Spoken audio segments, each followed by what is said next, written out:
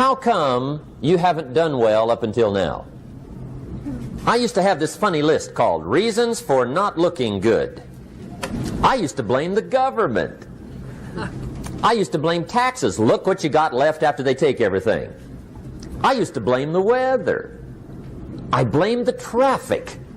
I used to blame my car. I blamed the manufacturers.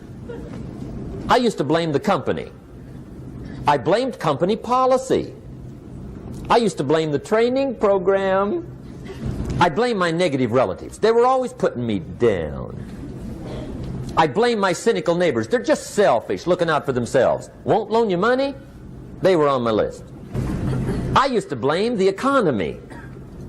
I blamed the community. That's a pretty good list for not doing well, isn't it? I thought it was good.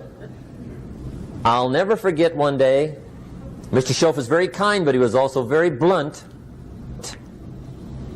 One day, with sort of a curious look on his face, he said, "Jim, just out of curiosity, tell me, how come you haven't done well up until now?"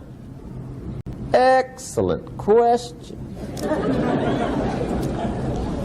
I thought, well, so I won't look too bad, I'll go through my list. And he was very patient. He let me go through the whole thing, the government, the weather. I went through this whole thing. When I finished, he looked my list over very carefully. He said, "Mr. Rohn, big problem with your list. You ain't on it."